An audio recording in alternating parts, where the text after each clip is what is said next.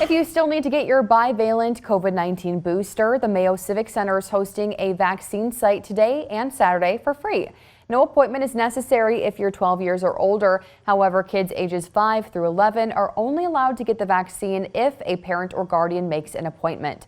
The event runs from noon until 7 today and 11 to 6 on Saturday.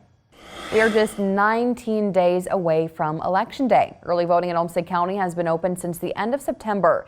KIMT News 3's Alex Dieterer joins us live now with early voting numbers and how our local Election Day turnout could look. Good morning, Alex.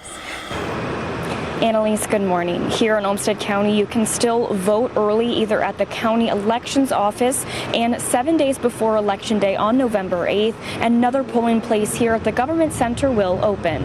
So early voting really kicked off in 2016 and has progressively gotten busier since then. 2020 was an exception and there was a lot more absentee voting. This year is more normal with early voting. Olmsted County Elections Manager Luke Turner says so far the absentee turnout in the county is about average to what they expected. He did say, though, that a larger turnout on the August primary was seen here in the county. So if the August primary is any indicator, the county could see a larger turnout in November. He recommends looking over a sample ballot and doing your research on the different candidates for each election before heading to the polls.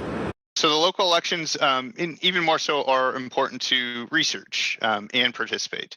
The local elections typically won't have partisan indicators on the ballot, so it won't indicate whether the candidate is for a certain party, and you're not able to make a determination based on what you know the party to be ahead of time. So you do need to pay extra attention and do that research to those local candidates. If you do have an absentee ballot, he recommends getting it in the mail as soon as possible. You can also drop your absentee ballot off either at the government center or at the elections office. Your absentee ballot does have to be counted for by Election Day, which is November 8th, either through the mail by 8 p.m. or you can drop it off in person by 3 p.m. Live in Rochester, Alex Dieterer, KIMT News 3. Thank you, Alex.